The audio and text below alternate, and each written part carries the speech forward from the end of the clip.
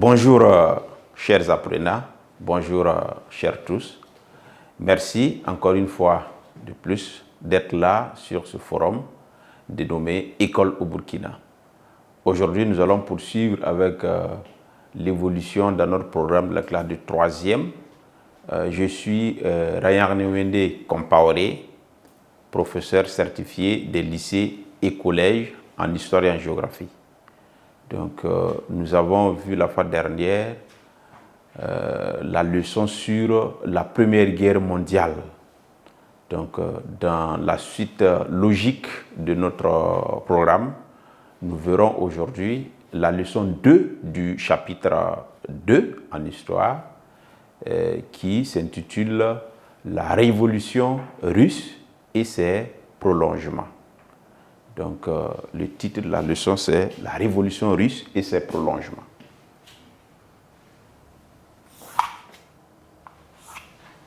Donc, leçon 2, la révolution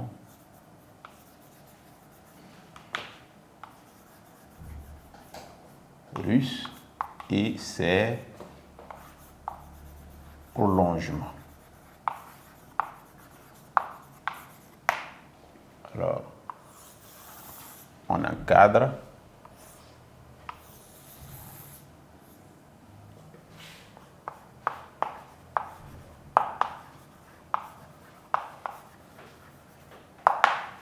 Bien, dans cette leçon, nous allons nous fixer des objectifs.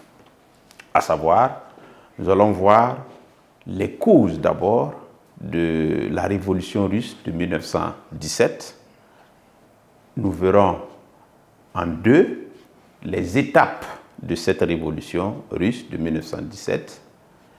Et en troisième et dernière position, nous verrons les prolongements de la révolution, c'est-à-dire, si vous voulez, les conséquences de la révolution de 1917 et ses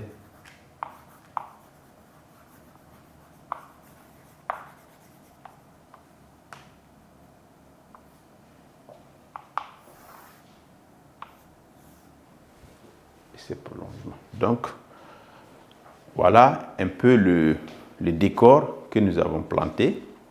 Maintenant, ce qu'il faut d'abord se poser comme question, c'est d'abord chercher à savoir ce que c'est qu'une révolution. Donc, au niveau de l'introduction, déjà, on peut s'informer par rapport à cette notion de révolution. Alors, une révolution, c'est quoi? Je vais retenir qu'une révolution, c'est l'ensemble des événements historiques qui ont eu lieu, d'accord, et lorsque un groupe renverse un régime en place et que des changements profonds se produisent dans la société. Donc déjà, vous retenez cette notion, on va essayer de voir cette révolution, d'accord, c'est ensemble des événements historiques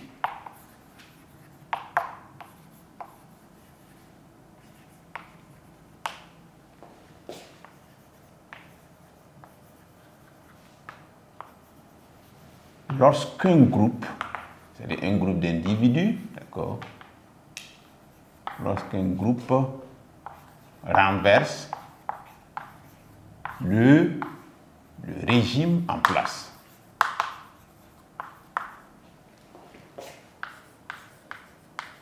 Et que des changements profonds se produisent dans la société.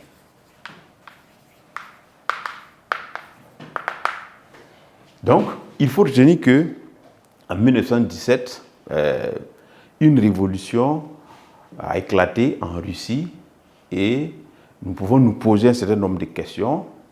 Qu'est-ce qui a entraîné cette révolution? Comment elle a évolué? Et quelles ont été évidemment les conséquences de cette révolution dans la société russe et un peu partout dans le monde. Donc, en grand 1, vous allez retenir les causes de la révolution russe de 1917. Les causes de la révolution russe de 1917. Alors, au niveau des causes, nous avons en un les causes politiques.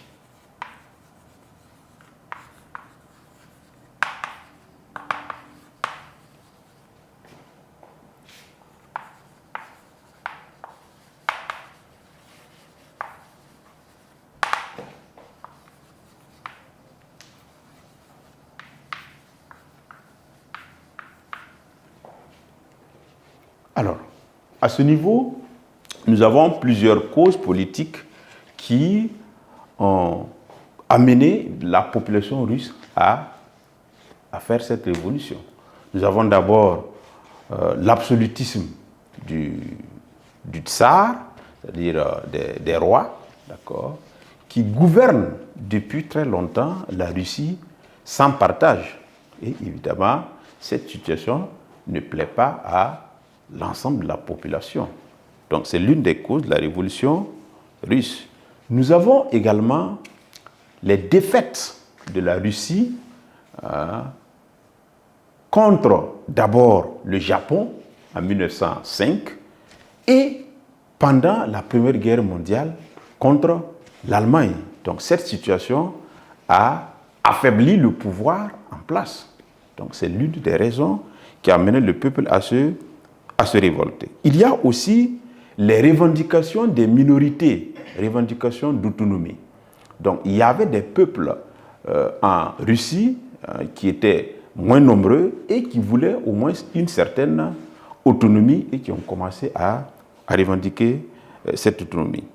Il y a aussi la lutte engagée des partis politiques, notamment deux principaux partis politiques, à savoir les sociaux-démocrates et bien entendu les socialistes. Donc ces deux partis-là ont lutté pour des changements dans la société russe. Et on peut ajouter la volonté de Lénine, volonté d'instaurer en Russie un régime marxiste, un régime calqué à l'image de Karl Marx qui voulait que le pouvoir revienne aux prolétaires. Donc voici un peu un ensemble de raisons qui ont expliqué ou bien qui justifient le déclenchement de la révolution en Russie à partir de 1917. Donc vous pouvez retenir à ce niveau que les causes politiques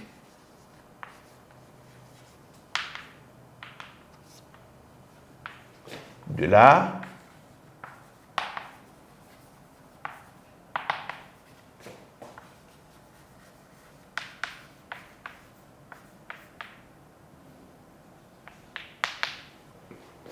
on va les lister. L'absolutisme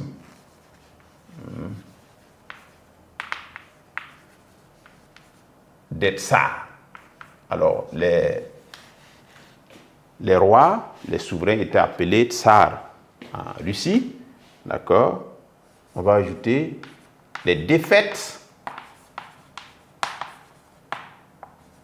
russes contre le Japon et l'Allemagne. Donc ces défaites ont affaibli l'autorité du tsar, donc le pouvoir était affaibli. Nous avons également les revendications revendications d'autonomie des minorités. Les minorités, c'est minorité.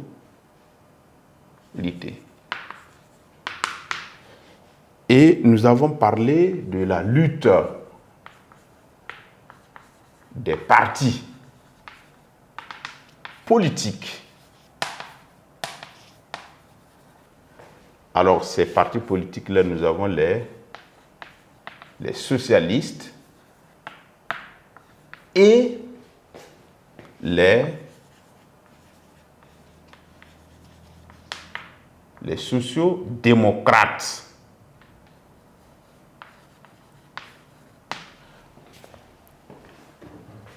Donc, les sociaux-démocrates subdivisés, d'accord, subdivisés en bolcheviks